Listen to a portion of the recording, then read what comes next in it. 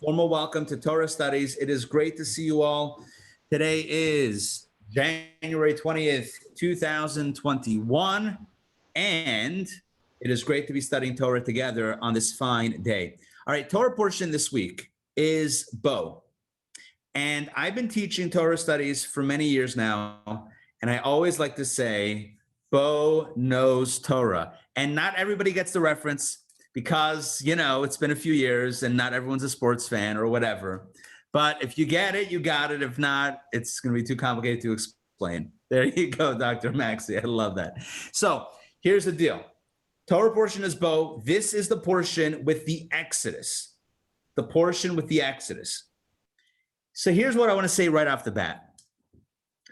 One thing that is so emblematic of Judaism, and it's like you see this everywhere, is a fierce commitment, just a fierce, unwavering, hey, Paul, good to see you, is a fierce commitment to the notion of perpetuating what we're doing.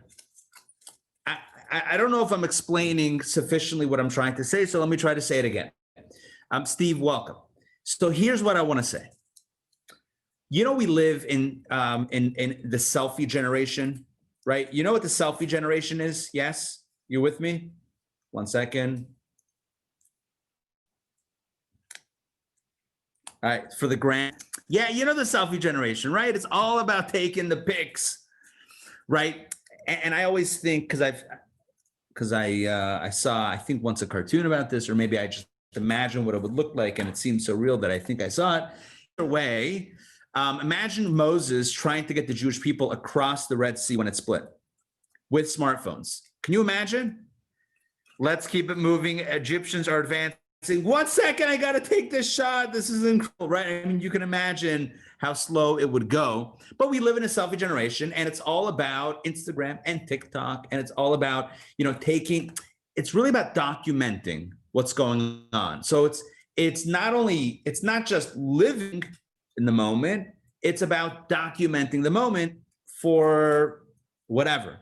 Is it posterity? It's probably not posterity. It's just about documenting the moment. And you and I could judge that favorably, disfavorably.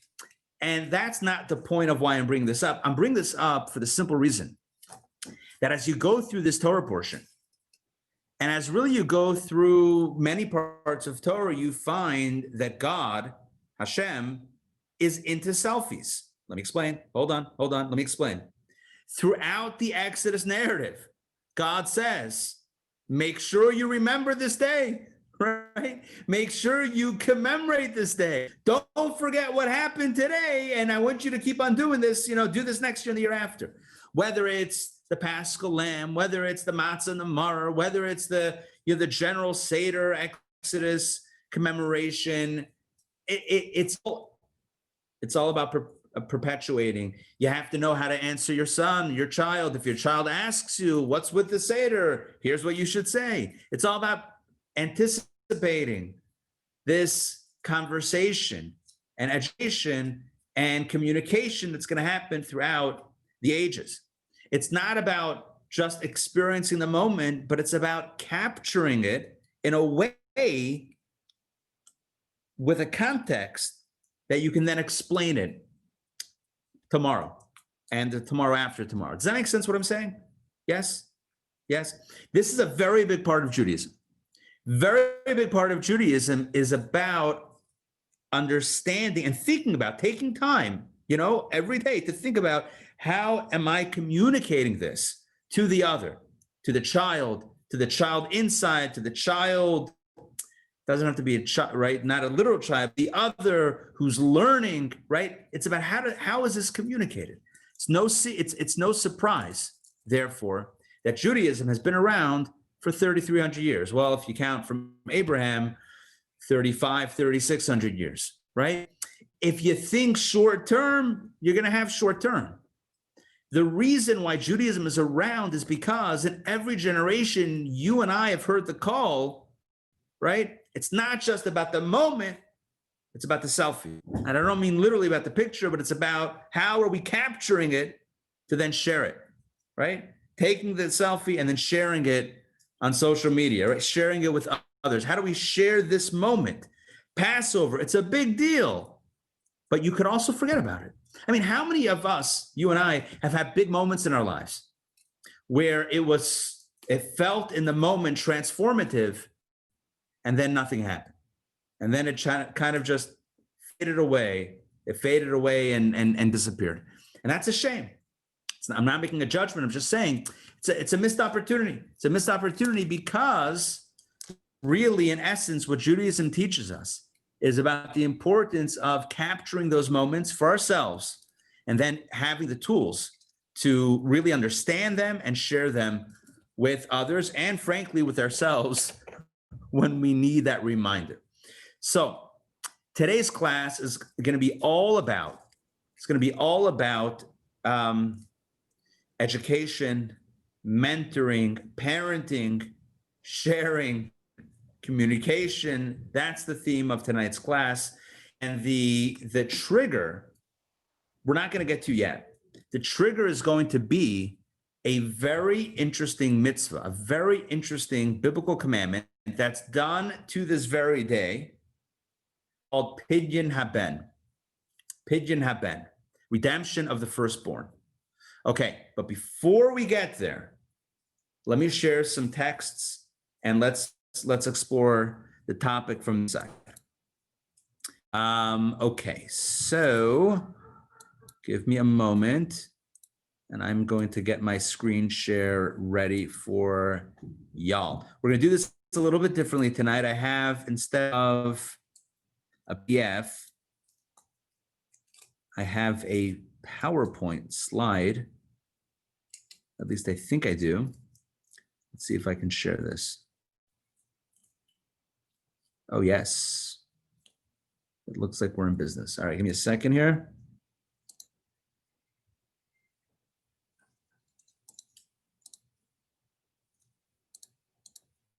You guys are so patient. Look at you. You guys are fabulous. Okay, let me know if you can see that. Yes? Can you guys see that? Yes. Thumbs up. Okay, fantastic. Yeah. Huh? No? Yes. Yes. Perfect. All right. Here we go. I feel like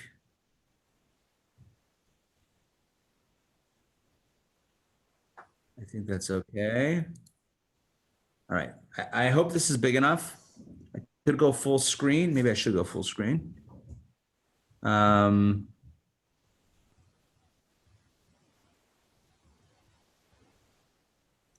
All right, let's get started. A Torah portion is both tending to God's children. Parenting isn't only about you. It's not only about parenting.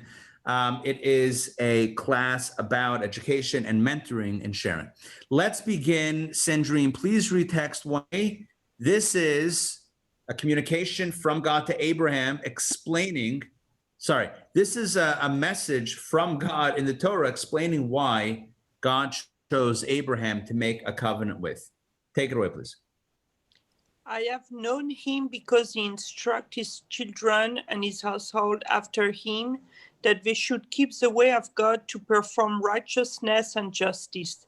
Therefore, God will bring upon Abraham the blessing he spoke concerning him.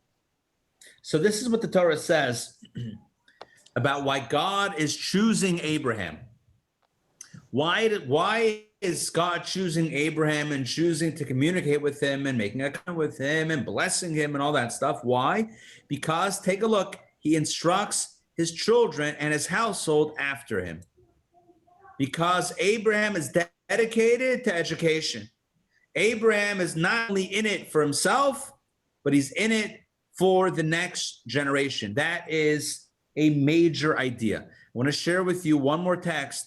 Text 1b, Sandrine, if you don't mind, please read this one as well. This is how the Rebbe explains this idea in Hayom Yom, in the Rebbe's daily calendar thought for each day, for the 8th day of Tammuz. Take it away, please. Sandrine? Yes. Yeah. God cherished Abraham primarily because he instructed his children and his household. Now the word instruct, yet save, can also mean connects. In other words, all of Abraham's achievement pale in comparison to his instructing and connecting others as well, making them too meritorious. So thank you. Let me explain what the Rebbe is saying. And it's a very beautiful idea. The word yetzaveh, which typically means instructs or commands, right? God says, I love Abraham. Why? Because he instructs his children, yetzaveh. But yetzaveh can also mean connection or connects. Yetzaveh can mean connect. Like a mitzvah is related to the phrase tzavta v'chibur. It means a connection. There's Hebrew and Aramaic lineage or etymology that also means connect. And so what this means is, understood from a Hasidic perspective, is that Abraham doesn't only instruct his children and his household, but he connects his children and his household. And what that means is that he makes them also meritorious. It means that he doesn't only follow God for his own benefit. It's not like he found the truth and he found meaning and all that stuff, and it's so significant to him. It's that he also cares about the other. He also cares about the fact that the other should be blessed and benefited also with this connection, with the experience of God, of monotheism, etc. So why Abraham? Because Abraham cares about his children, his family, his household, others. He cares about educating. One of the things that we know about Abraham is that Abraham and Sarah, really, they had the first B&B. I was about to say Airbnb, but that's something else. That's a for-profit. This was a non-profit, right? Abraham and Sarah had the Eshel. What's an Eshel? Achila, Shtia, and either Levia or Lina. It was a place where you could eat, drink, and also maybe be married, but also a place to rest. And it was a place where you could go and relax and enjoy in the middle of the desert, open from all sides. And famously, I'm sure we all know this from the Talmud and the Medrash, and we've had many classes on this, maybe even recently, that Abraham and Sarah taught people about God when they ate and they drank and they thanked Abraham and Sarah. Oh, what a wonderful meal. Thank you. Abraham said, don't thank us, thank God. And they said, who's God? Who's Hashem?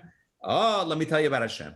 And if the person was resistant, was hesitant, so Abraham would say, well, if you don't want to thank God, then I'm going to be forced to give you the bill. And the bill is very expensive. If you think, right, if you think airport prices are high, oh boy, you haven't seen desert prices. Desert prices are even higher. Yeah. By the way, let's speak about airports for a second. I know I've done this before, spoken about this before, but when it comes to airports, right? So you can't bring in your water. So then they charge you $4 for the water once you're in.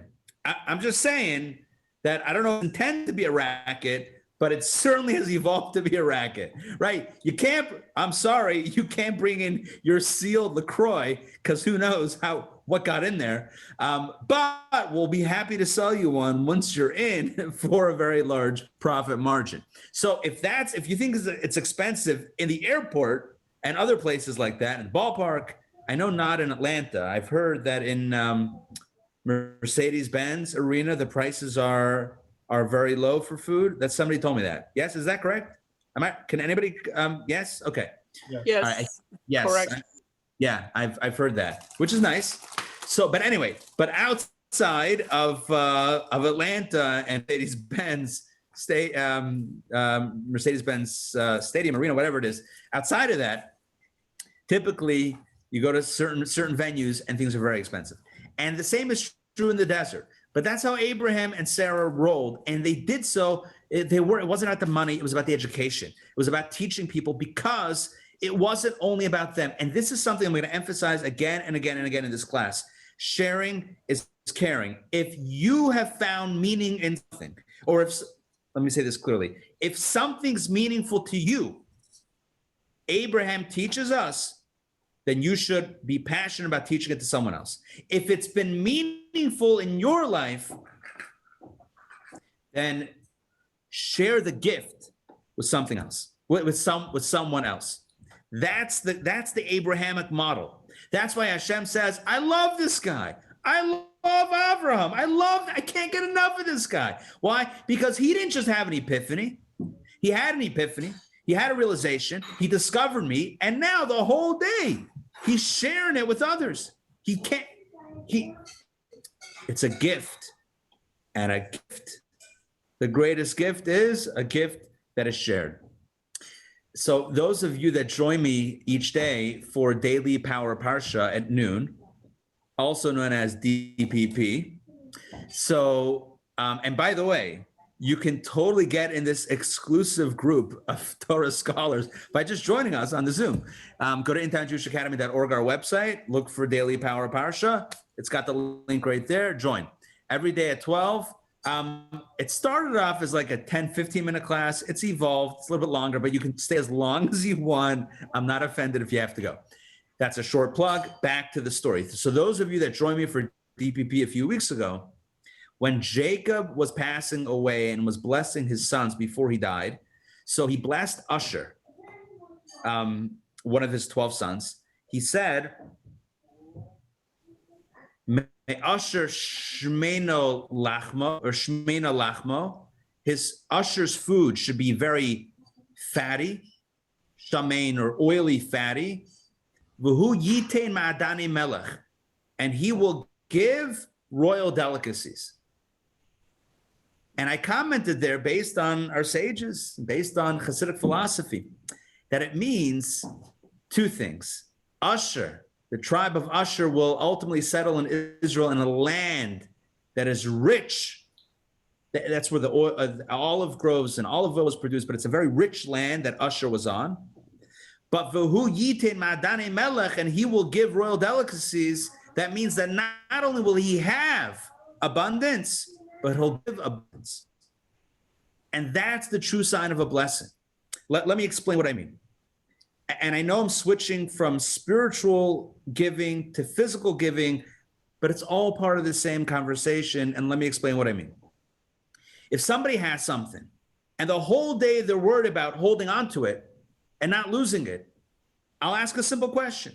Are they really enjoying it? Are they really enjoying it? Ellie says, yeah. Okay, I don't know. Listen, different opinions, but here's the point. It's the whole time we're worried about, am I going to lose it? How am I going to have it? What am I going to have it? Who's going to? It's Nishkein Leben. It's not a life like that. So what's the blessing to Usher? Not only should you have, but then you should give. You should not, right? You should be able to give and have joy of seeing your royal delicacies enjoyed by others. That's another blessing. But the truth is, it's not just another blessing, it's how we really enjoy our own blessings, by sharing them with others. Now let me go back to the spiritual. This is what Abraham, Avram, Avinu, Abraham, our forefather, and Sarah, his wife, this is what they represented. They didn't just discover monotheism, Hashem, God, but they shared it with others. If it's true, it's real, if it's deep, we got to share.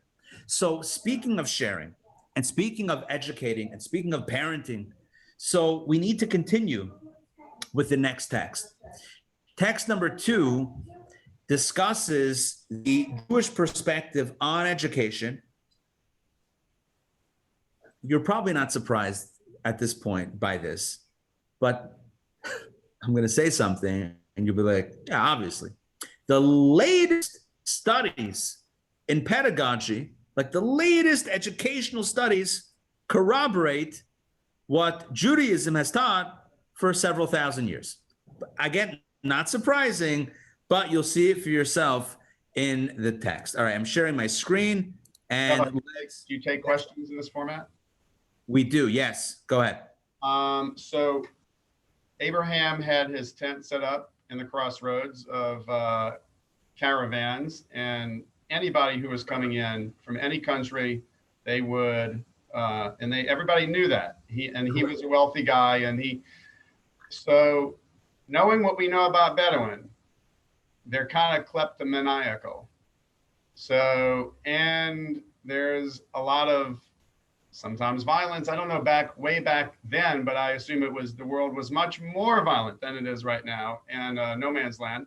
There were no police out in the desert. So is there any Talmudic commentary on the danger that Abraham was placing himself into, or just did his powerful goodness and his big army detract any potential thieves or Bedouin that would come in his tent that he let in his house? That's a great question. Excellent question. I don't recall any source in the Midrash, Talmud, or other sources, commentaries that speak about this type of, hi Zaidi, my grandfather, that talk about, there being any sorts of scuffles, like any West Side Story. West Side Story? Is that it? Anyway, I'm not familiar with that. It's possible. I'm not familiar. I think it sounds like it was all smooth. And when Abraham said, hey, then you got to pay up if you don't want to bless God, they ended up blessing God and they went on their way. I don't know. Maybe it was the food. You couldn't complain about the food. It was so good. Put them in a good mood. By the way, it's also a lesson, right? The way to a person's heart is through their stomach. That's the way it is sometimes. All right, let's jump back into the text, and I'm going to share the screen with you. And here we have text number 2.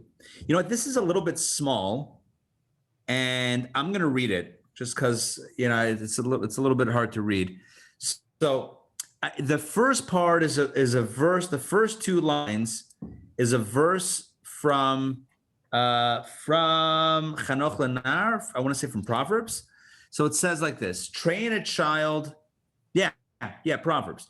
Train a child according to his way, even when he grows old, he will not turn away from it. And I know it's written with a he and his, but it's not gender specific. Basically, train a child according to their way, and then when they grow old, they're not going to depart from it. Take a look what the Malbim. Malbim's a commentary. Take a look what he says. This means, and this was written many, many years ago, this means that education must be tailored to the student because every person is naturally adaptive to something else. Intellectually, some are sharp while others are more straightforward, and each needs to be taught accordingly. Or in skill set, each has their own particular niche where they can catch on easily and excel. An educator can identify these by examining what the student is naturally attracted to and strives for. Once identified, the educator must tailor their instruction according to each student's intellectual makeup and skill set. If one follows this approach, then even when the child grows old, the child will not turn away from it. However, if one educates a child without taking their unique natural inclinations into account, the instruction will fail the test of time. And this, again, thousands of years old, multiple thousands of years old, this advice, and we're just figuring this out. Educators differentiated learning, a chap, a chiddush, new ideas, how to teach. All right, yeah, listen, it's good that people are catching up, and it's not a contest either, right? It's not a race, but this is in our tradition. You have to know how somebody learns. And he says a few different things. It's not only what they like learning, but it's how their mind works. Some people like sharp.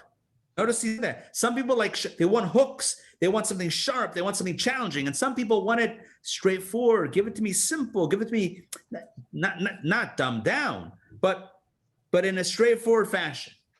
Some people straightforward, they're not going to pay attention if it's straightforward. You need to give it to them a little twisted, a little bit complicated.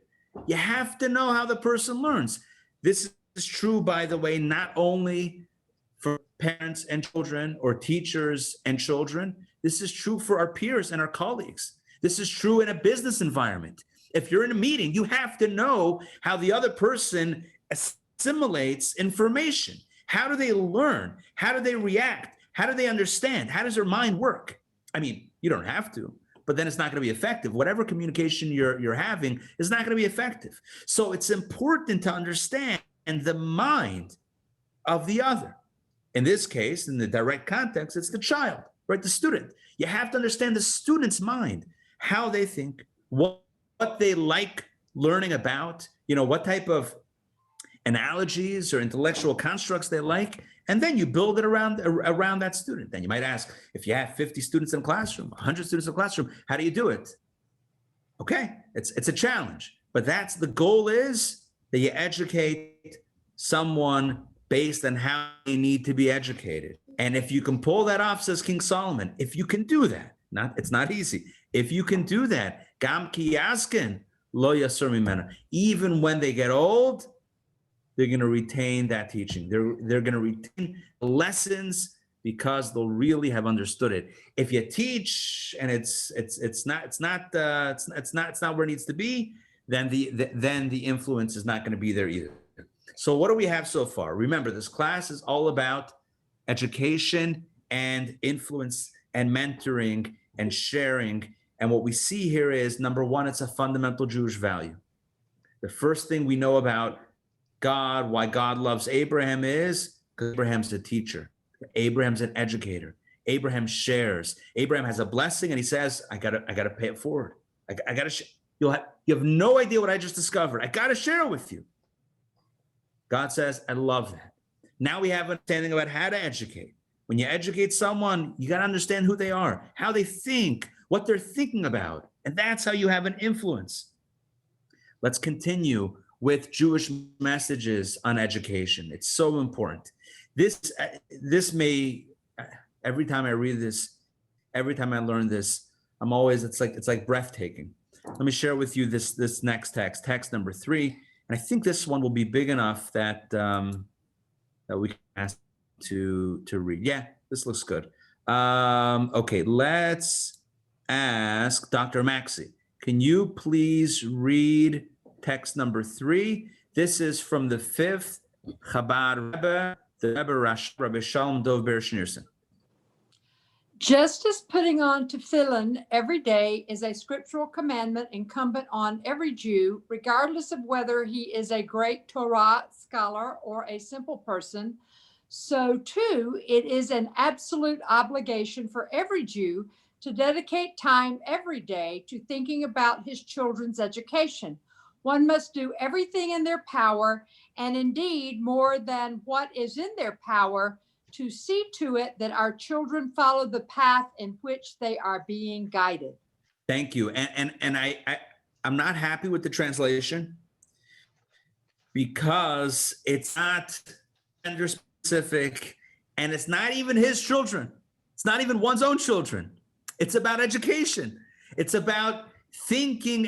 And it also says, the translation, I don't know why it misses it out.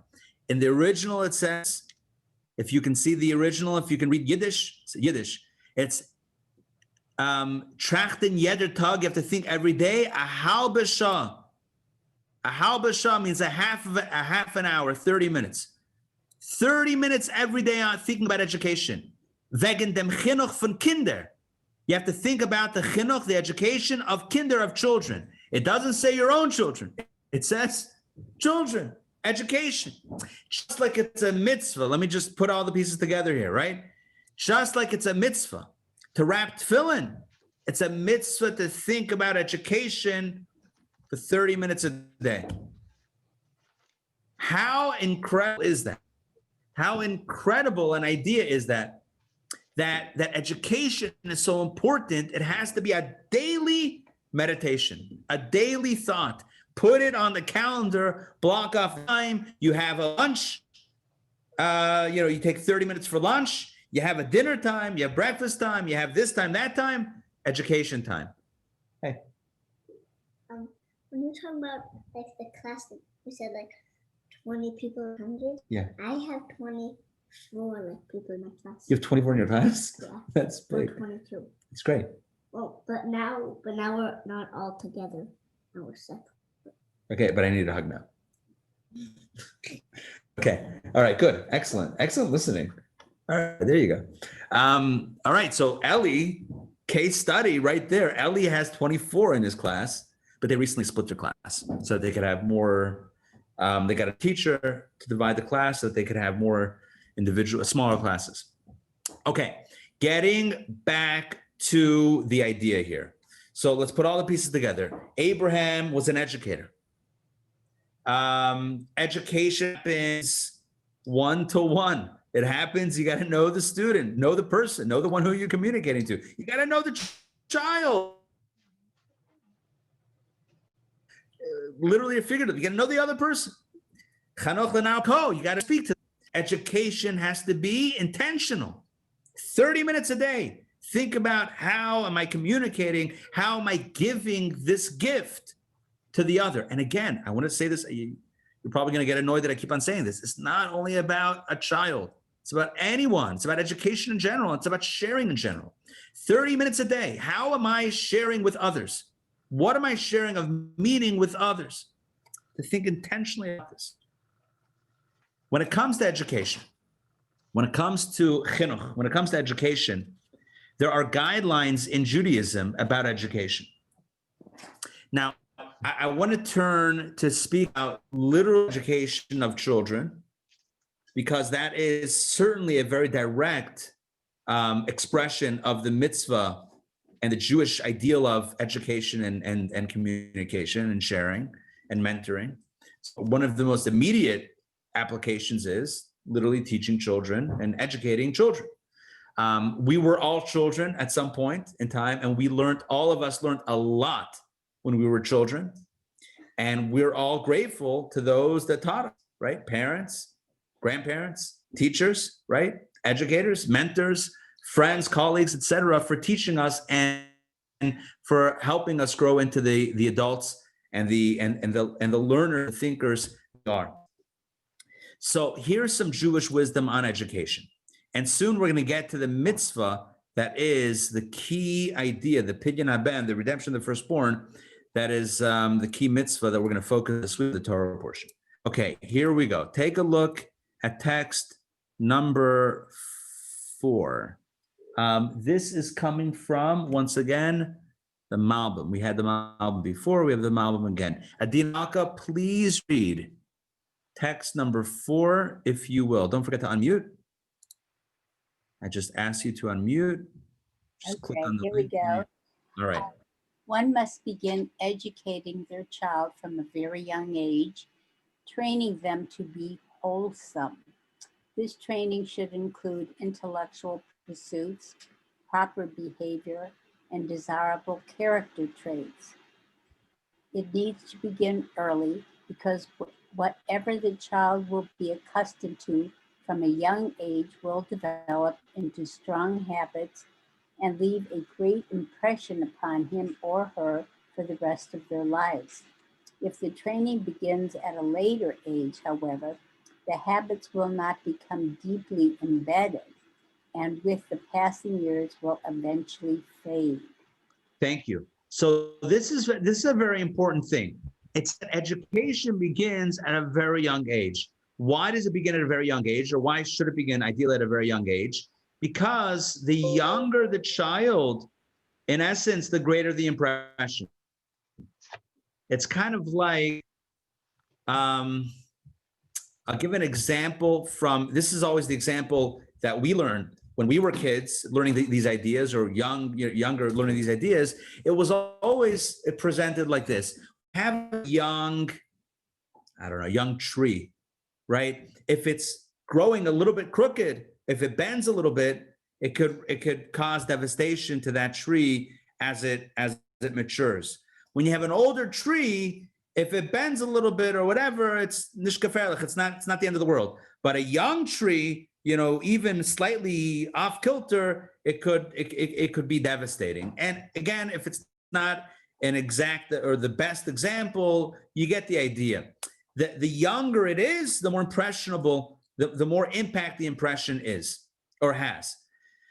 It reminds me of a story that they tell about, I've heard of quoting different rabbis, but a couple comes to the rabbi, a great tzaddik, and they say, they bring their son, and they bring their, I don't know, 5-year-old son, and they say, Rabbi, have a meeting, and part of the conversation is about education. When should we begin educating our child here about, the ways of our tradition?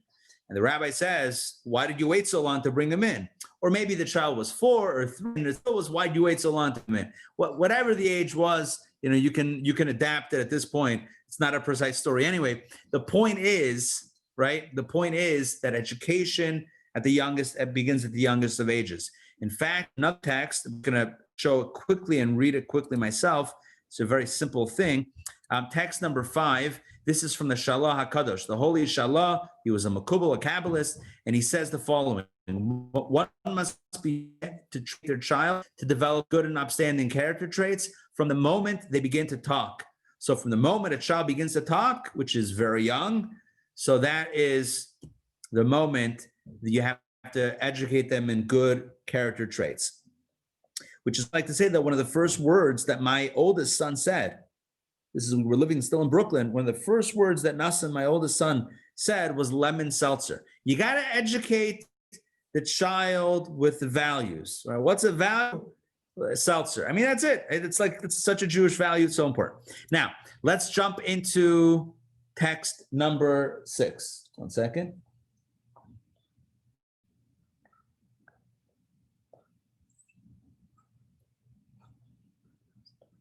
Oh, nice.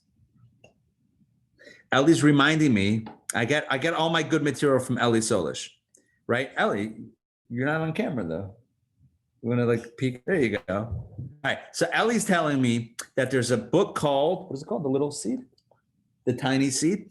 And it's also the same idea that a seed grows into whatever it grows into. But if there's a mark in the seed, if the seed is compromised, it could be very, very not good. Yeah.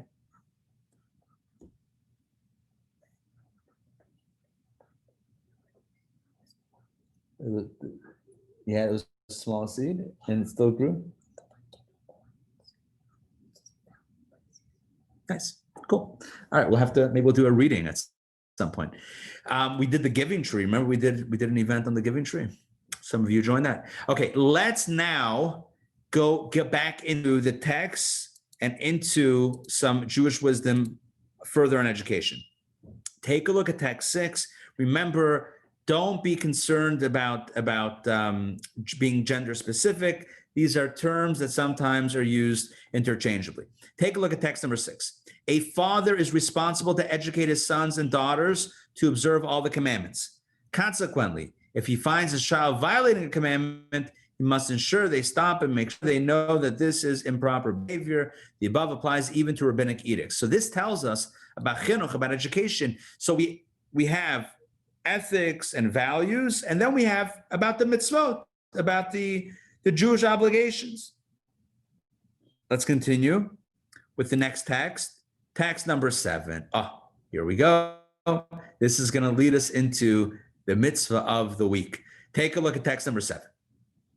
Oh, before I read it, let me contextualize. So we're talking about education and mentoring and guiding and sharing, right? Okay. And we mentioned the context of a child, that it's important to share with a child the values that are important, right? Ethics and values and good character traits known as midot, right? We got to share that with our children and with others in general. Then we have to educate with mitzvot. By the way, what age do we have to educate mitzvot? Like when should a child start, learning how to daven, how to pray? When should a child begin saying the blessings before they eat? When should a child begin washing their hands before they eat bread? So you have to know your kid, and you have to know, when is an appropriate time to roll that out. By the way, it's no different for adults, right? If someone discovers Judaism, right, or rediscovers whatever it is, Judaism later on in life, it's also about knowing yourself and knowing when is a good time to roll out that mitzvah and roll out the next mitzvah and roll out the mitzvah after that. You got to go in a process that's sustainable. The Rebbe famously said that some mitzvot should be taught to children at a very young age. For example, one specific example was Shabbat candles. Ta-da! Shabbat candles. So the Rebbe said that girls should light Shabbat candles at the age of 3, little girls, obviously supervised and whatever. And I believe, Mom, don't you have a story of Rena, my sister? Yes. You want to share that story? I remember that there's a story. I don't remember the exact details of it. Yeah, the when I went to have Yechidus once, a private audience with the Rebbe, and Rena was very young. I think she was 2, and the Who's Rebbe my sister, my older sister? and she was the I didn't go with her, but the Rebbe said she should light, among the other things he told me, is she should light Shabbos candles. And I said, she's not 3 yet. And see, I didn't hesitate to set the Rebbe straight on information. And he said, that's okay. She should light now. There you go. See, there's even exceptions to the rule of 3 where you can go even younger, like in this case. Anyway, the point is that education begins from a young age. And as we're older and as we continue to educate ourselves, because education is obviously an ongoing process, so the mitzvah training that we do is also, we take things in as soon as we can, but do so in a sustainable fashion. Now we get to the next category of education and mentoring and sharing. And that is, there are certain mitzvot that a child can't be taught, certain mitzvot that need to be done for the child. Let me give you an example. Most famous example would be a brit milah, circumcision, right? So for a child to have a circumcision at 8 days old, right? So who's going to do the circumcision, right? Not the child, right? You need an adult. It's really a mitzvah, by the way, for the parents to do the circumcision, which is why some of you may know that Rabbi Schusterman is a male, is a certified circumciser. So he would always ask me for the boys, so you want to do it?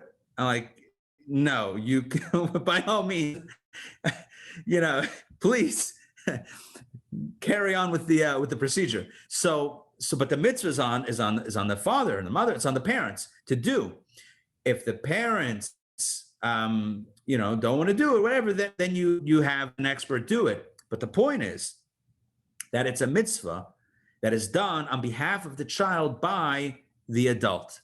So it's not about educating so much the child, but rather doing the mitzvah for the child, or helping the child have the mitzvah done because they can't do it on their own due to their young age. Let me share my screen with you and let's look at examples kind of like this. Parental obligations to children. Here we go, text number 7. This is from the Talmud Tractate Kedushin 29a. Take a look. A father is obligated to circumcise the son, to redeem him. We're going to talk about that soon. Redemption of the firstborn. To teach him Torah, to marry him off, help him find a wife, and to teach him a trade, to be able to get a job. And some say, I like this one, a father is also obligated to teach his son to swim.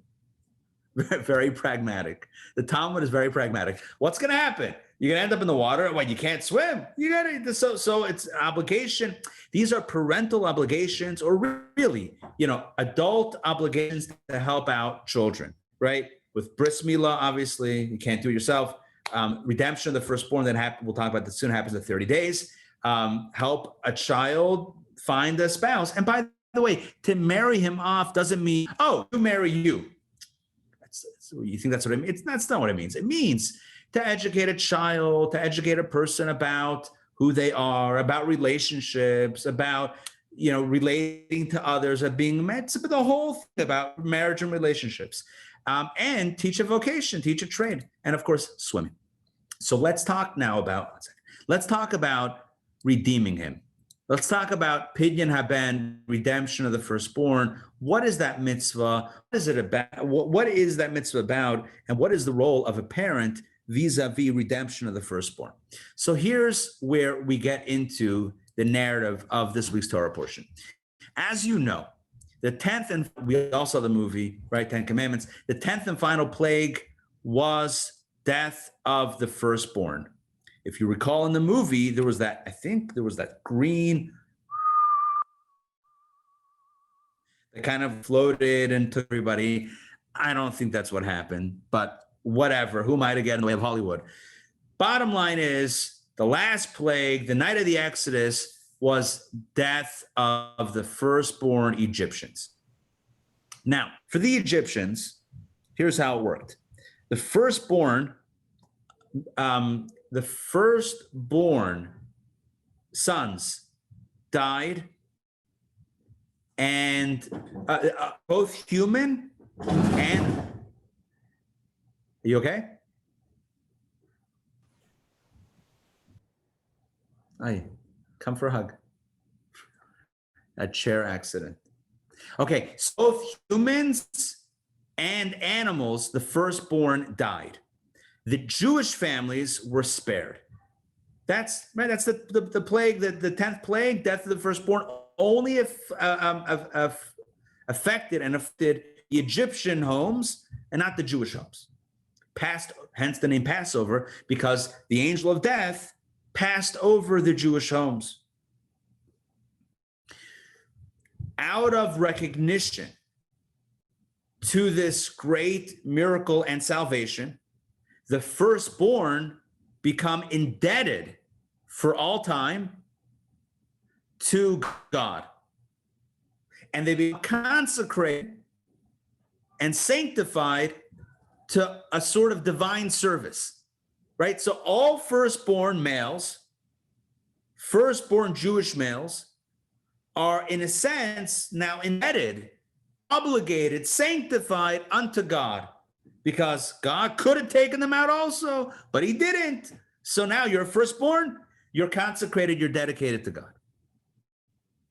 But, the firstborn have to also live their lives and are not, can't live their lives only in divine service. That was for the Levites. But what about the Israelite firstborns? So they're consecrated unto God. They're God's, they owe their life to God, so to speak, right? And this is time. I know it was a one-time story, but it's an indebtedness in forever. So the firstborn are dedicated. Their lives are dedicated to God, but they don't live necessarily 24/7 divine service like the Levites would. So an Israelite firstborn male is redeemed by the parents. So here's how it works. The parents go over to a Kohen, to a priest. And they say to the priest, and the priest asks, so would you like your son? Or what? What's the deal? You want your son as yours and not consecrated, so to speak? Yes, we want to keep our son, right? So he says, okay. So then the redemption is 5 silver coins. This is mitzvah. It's a biblical commandment. Pidyon Haben. And we're gonna go through the text. I'm just giving you the background before we jump into the text. And again, the rationale is because the firstborn lives, the Jewish firstborn, were spared in the 10th plague. Therefore, for all time, the firstborn are consecrated unto God. To redeem them back into civilian life, so to speak, requires redeeming them by giving a Kohen 5 silver coins. Take a look. By the way, this is done till today. We did it with Nassan. And that's how it's done. But it's only done, of course, if the parents are not Kohanim or Leviim from the tribe of Levi. It's only if they're Israelite parents, that's when you do it. Okay, take a look at the screen that I'm sharing with you. We're going to go through some text. Everything, though, should be familiar based on what I just described. Here we go. This is from our Torah portion, Exodus chapter 13, verse number 1. God spoke to Moses, saying, sanctify every firstborn to me. If you were wondering why I said that the firstborn are sanctified, Oh, it wasn't me. Literally, God said this. Sanctify every firstborn to me. Every one that opens the womb of the mother, firstborn to their mother, among the children of Israel, among man and among animals. They are all mine. God is saying all the firstborn are indebted to me, right? Because they didn't die. They could have died, death of the firstborn, plague, but I kept them alive. They're all sanctified. They're all indebted to me. And therefore, to go back to civilian life, so to speak, they need to be redeemed. Take a look at the next text. Again, here's the mitzvah. Nothing that I made up. It's all from the Torah. It's all from the book of Exodus, chapter 13, verse 13. You shall redeem. There you go. Where we've been using. You shall redeem. That means through money. Every firstborn donkey with a lamb. And if you do not redeem it, you shall decapitate it. And that's the animal. And every firstborn of man among your sons, you shall redeem with money. So when it comes to the animal, let me explain. The firstborn animal, you would bring as a sacrifice. It would be consecrated to God. But if it was a firstborn donkey, you don't bring a donkey in the temple. Are you with me on that? Because a donkey is not a kosher animal. So what do? Here you have an animal that should be consecrated. You have an animal that should be sanctified, but you can't bring it as an offering. So what do you do with the donkey? You switch it with a lamb.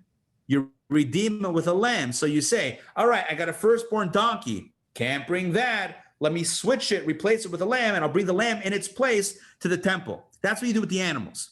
But what do you do with your child? You don't switch it with another child. Am I right? What do you do with the child? You redeem it by giving the Kohen 5 silver coins. Here we go. Maimonides codifies it right here. By a biblical positive command. In other words, it's a positive command like eating matzah on Passover, like hearing shofar on Rosh Hashanah. It's a Torah commandment. It's one of the 613 mitzvot. Each Israelite, that's important, again, not a Kohen or a Levi. Each Israelite must redeem his son, the firstborn of an Israelite mother. As the verse states, every firstborn belongs to me, and it is written, you shall have the firstborn of man redeemed. This duty is applicable everywhere, not only in Israel, but everywhere and at all times, not only in the times of the temple. For what price does he redeem the firstborn son? For 5 shekels, 5 silver coins. As the verse states, the redemption price for the child of 1 month is the equivalent of 5 shekels. That is also a biblical verse. So what's the point? As Maimonides says, and Maimonides is not making this up, it's all based on the Torah. By the way, that last verse about 5 shekels is coming from the book of Numbers. So it says there, it gives more details about this mitzvah, opinion haben. The bottom line is, if you have an Israelite father and an Israelite mother and their firstborn child born not through C-section, but born through, a more typical birth, but not a C-section. So that child is considered to be the firstborn that needs to be redeemed through this process of giving the Kohen 5 shekels. It doesn't have to be shekels, it can be 5 silver coins, and it's done till this day. In fact, I recently went to Opinion Haben. Do you know who did Opinion Haben recently? This was right before the shutdown. It was Shelbel and Levi, Rabbi Schusterman's daughter and son-in-law, right? Shelbel and Levi, they had a firstborn son. Shelbel is an Israelite woman, and Levi is an Israelite man, and their firstborn child. There you go. So hence the mitzvah of Opinion Haben. So there was a small ceremony. Again, it was right before the shutdown. They had a small ceremony. There was a Kohen there, local Kohen. They gave the coins. They got the kid. We did this with Nas. It's a beautiful. It's a very interesting and beautiful ceremony. It takes very quick. It's a quick financial transaction, and you get to keep your kid. By the way, part of the nusach, part of the language is the Kohen asks, so what would you rather? Ask the father, what would you rather, the kid or the coins? And the father says, I'll keep the kid, you take the coins. That's the language. And it's always funny, like who would say, you know what, you take the kid, right? Who's going to say that? But think about it as we get older, right? As we get older, as the child gets older, do we ever say to our kids, wait a second, I got to make some more coins. I don't have time. Is that possible? Is it possible that we might, tell our kids to wait while we're on a business call? And I'm not saying there's never a place for that, but sometimes we do take the coins before the kid, and we have to be careful to prioritize and keep active always. It's That's a why little the commentary. mitzvah is not recommended for 2-year-olds. Correct. At 30 days, they're super cute. Right. Well, you're saying even at 2, but at 2, you're saying there could be some more temptation, right? All right. Coming from a pediatrician, right? Coming from a doctor. So, you know the business. All right. So getting back to this mitzvah. Oh, Sandrine, go ahead. Yeah, can you do it later if you didn't do it at 30 days? Yes, I'm about to get to that. Yes, very, very important. So now here's the question. You ready? Oh, this is perfect. The Rebbe asked the question. Listen to this. It's a chakira. It's a question is, when it comes to Pidyon Haben, who has the obligation? Who has the mitzvah? Is the mitzvah on the child or is the mitzvah on the parent? Hold on. Let me explain. Is it a mitzvah for the child to be redeemed? But just because the child's so young, they have to have someone else doing it? Or is the mitzvah for the parent to redeem the child? And you might ask the question, who cares? Like either way, it's still the same mitzvah. Not so fast. The difference would be if the child is older, past bar mitzvah, and the Pidyon Haben, the redemption was never done, right? So now the child is, at least Jewishly, an adult. Now they have so now the question is, who does the Pidyon Haben? Who gives the money? Who coughs up the coins, right? Is it mitzvah on the child? But just when the child is 30 days old, they can't do it, so the parent does it. But if the child's older, now the child should really do it themselves. Or is it the mitzvah on the parent to do for the child, right? And then when the child's 30 days old, the parent should do it. When the child's 13, the parent should do it. When the child's 30, the parent should do it. If the parent's not going to do it, then at some point, maybe the child does it themselves. But obligation is really essentially on the parent. That's the question. So again, same mitzvah, redeem the firstborn. Give 5 silver coins to the Kohen. By the way, just an aside, a Kohen that does this semi-regularly, like the Kohen that did it for the Schustermans, or for the Lapidus Schusterman family, so Shabbat and Levi, so he has his own 5 silver coins. He comes with his own coins. So what you do is you buy the coins off of him, right? And then you give him back so then they're yours, then you give it to him. It's whatever. Anyway, because where are you going to get silver coins? The real pure silver, what our custom is, we use like real silver dollars, like the real silver, like real silver. Yeah, Zaidi has a stash. Yeah, my grandfather is like an Uber Kohen. He's like, I'm not a firstborn. Even if I was, though, my mother's a daughter of a Kohen, so she's not an Israelite woman, so it wouldn't have applied to me anyway. I have an older sister. But I digress. Getting back to this, getting back to the conversation. The Rabbi asked the question, is the mitzvah, it's the same mitzvah, redeem the firstborn, but is it the mitzvah on the child? Is it the mitzvah on the person, on the firstborn, or on the parent of the firstborn? And again, the nafkamina halacha, the difference in halacha would be if the child is now an adult or of majority age, Jewish majority age, above bar mitzvah, and the child, again, it's only for boys, and the child was never redeemed, should the parents do it? Or maybe the child should do it.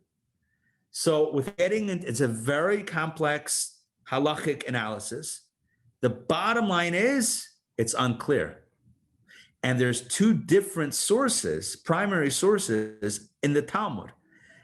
One in the Babylonian Talmud and one in the Jerusalem Talmud. Now, I don't have time to get into the difference, or to elaborate on it, but there are 2 versions of the Talmud that were written and studied. One was from the academies of Babylonia, Bavel, and one from the Jerusalem, from the Israeli Academy. So there's the Babylonian Talmud, Talmud Bavli, and Talmud Yerushalmi, the Jerusalem Talmud. Each Talmud, different perspective. The Jerusalem Talmud says It's the child's obligation. The child's obligation. So if the child is now bar mitzvah, so when the child's only 30 days, it's their obligation, but they can't do it. So you got to do it for them, but it's their obligation. But if they're older now, let them do it. It's their mitzvah. The Babylonian Talmud, and we pretty much follow the Babylonian Talmud, the Babylonian says, no. It's the obligation is on the parent. So whether they're 30 days old, whether they're 30 years old, if the parent can do it, the parent should do it for the child. It's an obligation for the child. And this brings us back to the notion of education. A parent is a parent, whether the child is 30 days old or 30 years old. We have a responsibility for the other, whether they're little or whether they're older. And it's not just for our own biological children. It's true for us vis-a-vis children, vis-a-vis colleagues and peers, and those even older than us. It's our obligation. Education and mentoring and guidance there's never an expiration date. Like the Babylonian Talmud says, there's never an expiration date on the mitzvah of Pidyon Haben. It's not like, well, the kid's older than 30 days, we missed the boat. There's no missing the boat. It's never too late to give the gift of this mitzvah and to hook up a coin with 5 coins. It's never too late to give the gift of education, to share the gifts of Torah, of good character, midot, of the mitzvot with someone else or with ourselves, frankly. And so I want to take this moment and a very quick moment to self-reflect on what we all do together. You know, at IJ, Intown Jewish Academy, is all about adult Jewish learning. And there are many academies, certainly for children to learn Torah, to study Torah. 1 second. I see in the chat, let me put this publicly. Somebody is asking how to spell the mitzvah. I'm going to write in all caps. Why? I don't know. Pidyon Haben. I'm like shouting it now. Pidyon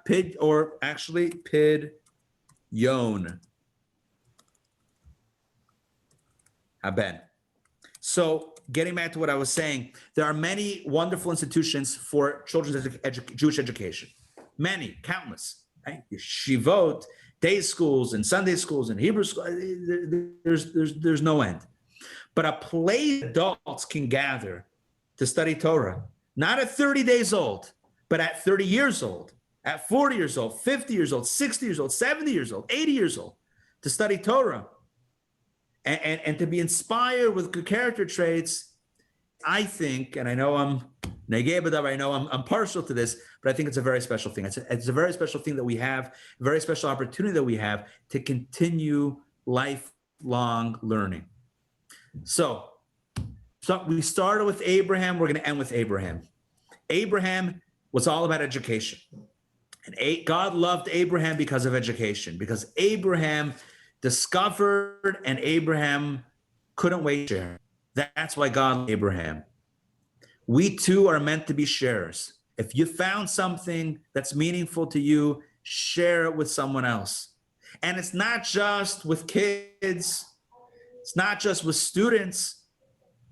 It's with anybody. Abraham and Sarah didn't just invite kids into the tent or their own family, their own household. They invited strangers. They invited Bedouins or whatever. They invited strangers, adults, fed them and educated them. This is our calling. The mission has never changed. It might be 3,600 years old, but really it's brand new today. And our mission is, if you're inspired, share the inspiration with somebody else, right? Share the mitzvah, share the redemption. What I mean by that is, if you're liberated by an idea, if an idea lifts you outside of the things that constrain you, the thing that hold you down, if something was a breath of fresh air to you, share that redemption, that pidyon, share that opportunity with somebody else. I'll formally close out the class and then we'll take questions. Those that have to go, you can feel free to sign off in just a moment. So in summation, we learned tonight about this beautiful mitzvah of redeeming the firstborn. And we learned about the connection between this week's Torah portion, Exodus, that was preceded by the 10th and final plague when the Egyptian firstborn died, and how the Jewish firstborn boys are forever indebted to God for being saved, and how to an Israelite firstborn son to allow them to live a normal life, a mundane life, so to speak, right? Nothing mundane, but just an ordinary life, not consecrated unto God, requires this redemption. We discussed the debate, so to speak, the intellectual debate, whether it's the mitzvah on the child that the parent does, or it's the mitzvah on the parent that the parent does for the child, or mitzvah on the parent. So who is the mitzvah on? And we concluded that really there's a debate between the Babylonian Talmud, the Jerusalem Talmud, but the Babylonian Talmud says it's on the parents. And which means that even if the child is an adult, it's still the parent's obligation. And this brought us back to the wonderful notion of lifelong education and how always responsible for the gifts. It's never an opportunity. We should never relieve ourselves of the duty of sharing with others by saying, well, they're old enough, let them figure it out. Of course, you have to give space to the other and not be overbearing, but we're always responsible. I want to end with a final story. And the Rebbe spoke about this with tears. The Rebbe said, people sometimes say, when we hear these messages, who am I to get involved in someone else's private life, right? So someone else, they do want to learn, they don't want to learn, they do want to learn more about their Judaism, they don't. It's their business. I'm not going to push anything on them, right? Maybe you're thinking, I'm going to sharing an insight on the Torah portion to a friend unsolicited. That's too pushy. Church and state, you got to keep things separate. I'm a friend, but I'm not going to push, spiritual values. The Rebbe said, we live in a world in which there are so many challenges, so many issues. The world is burning. The world is on fire, not in a good way, in a negative way. So what would happen if God at a neighbor's house, forbid, if a neighbor's house was on fire? Would you say, it's not my business? It's not my business. Who am I to get involved with? Of course you wouldn't. You would do whatever you could to rescue them, to save them, to help them.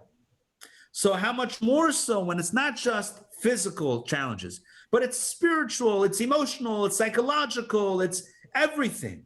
So many challenges in the world, and Torah is such a healing salve. Torah is medicine for the soul. It's medicine for the mind. It's medicine for the heart. It's medicine for the entire body.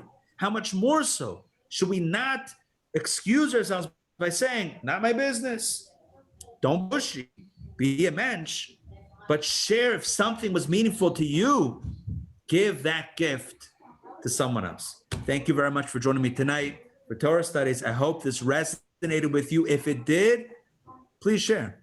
Please share it with somebody else. And of course, thank you. And of course, a few quick announcements. So next week, we are starting our new course, Journey of the Soul. It talks about life, death, the afterlife, reincarnation, souls, and the journey of the soul. So please join us for that. It begins Tuesday night on Zoom, or Thursday in person. You can join either, you can join both. If you join Tuesday and then Thursday, I'll ask you to teach the Thursday class. I'm kidding, I'll still teach it. But you're going to enjoy. We've done other courses on this topic before. This is brand new. And it's look, some of the topic, if you've taken courses taught by me on this topic before, some of that content you have heard before, but a lot of it will be new ideas, new perspectives, new formulations of the ideas. So I encourage you, even if, thank you, Steve, even if you have studied this with me before, you don't want to miss this. And the course is also being dedicated by Dr. Maxey in honor of her father, who just recently passed away. So thank you for that. And we know that it's going to be a true and meaningful tribute. All right. Any questions or comments? Please jump in. Rabbi? Yes. Yeah, okay, this is Yaakov. Hi, everybody. I can see y'all. Y'all just can't see. So I am the oldest male in my family of 5, but I'm not the firstborn. The firstborn was a preemie who came out of the womb. 2 days later, he passed away. So I understand that I am not the firstborn. I understand that there is no pinyan haben for me. My question is, Right. what is do we have a spiritual lineage, and is there a special spiritual lineage for the firstborn? Because Jacob fought like hell to get it, and a couple others fought like heck to get it. And it seems like there is something to it other than, hey, if you don't give me 5 coins, then, I'm going to kill you. So, what is the spiritual ramifications of being the firstborn? Excellent question. So first of all, you thank you for sharing that. Number one, I will say, to clarify what you are. It's the firstborn in this context is defined as the opener of the womb. I mean, that's literally the translation. I don't know if it works in English, but Peterecha means the one who that in the womb of the mother, the firstborn from the womb of the mother. So that wouldn't in your family, so that wouldn't apply to you. But there is a significance to firstborn. So I look. I don't know that I'm qualified to say, in this case, can I see souls and tell you, the spiritual energy of the firstborn son is or isn't. I don't know that I'm qualified to do that, but you are right in what you're suggesting, that there is something about the firstborn that does have a certain significant energy. We do see that with Jacob and Esau. Jacob tried to get that blessing and he bites the blessing. There's something special about it in Jewish law of inheritance. The firstborn gets a double portion of inheritance, at least in biblical law. So contact your legal, for any other details, but there's certainly something about that on a practical level. And that is a reflection of a spiritual value as well. There is a spiritual value in the firstborn. I will say to maybe clarify that a drop, and once we get spiritual, then it's not as important about firstborn son versus daughter. It's just in general the first. So it's just along those lines. In general, the first is very important. How we begin has a lot of energy. Like I said before, and like Ellie said before about the seed, how the seed originally germinates makes a big impression. You scratch the seed, it's going to do some damage to that tree, as opposed to if you scratch the bark a little bit, it's not going to have a lot of bite. So all puns intended. 1 second, Ellie wants to clarify more. Yes?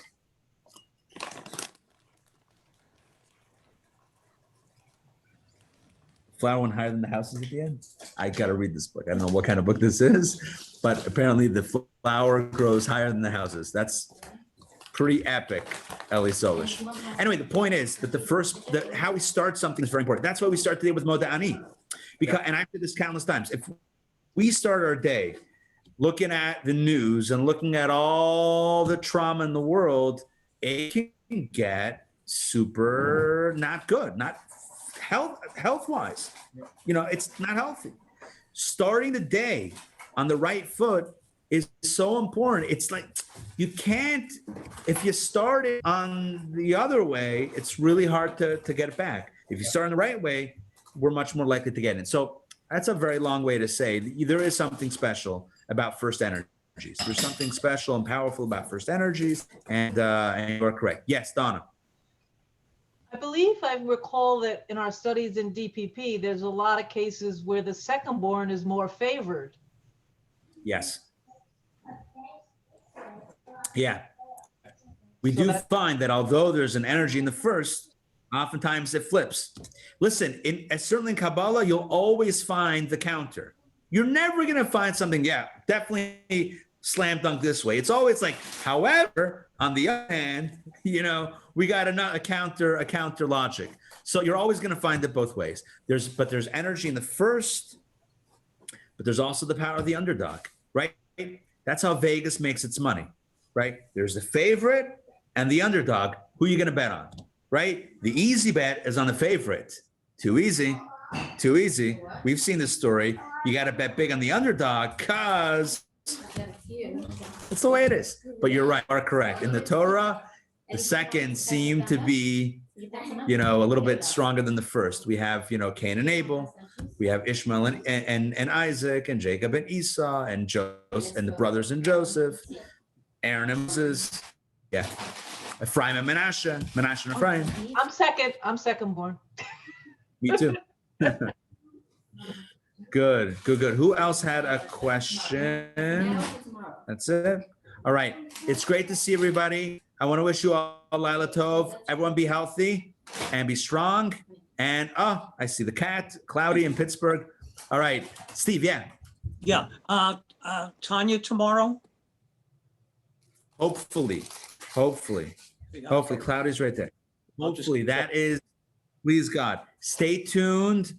That is my hope. That's my intention. My intention is to do it. And my hope is, please God, in good health. All right. Great to see everyone. Don't forget, Journey of the Soul next week. We also have a Cafe Chabad at the end of next week, a week from Saturday night, on intimacy and relationships. Take a look. Very, very powerful session. Next Saturday night, a week from Saturday night. Plenty of time to join. And we also have some take-home goodies for that. All right. We'll see you all. Laila Tov, Shavua Tov, Tov Ma'od. Everybody. All right. Thank you, Rabbi.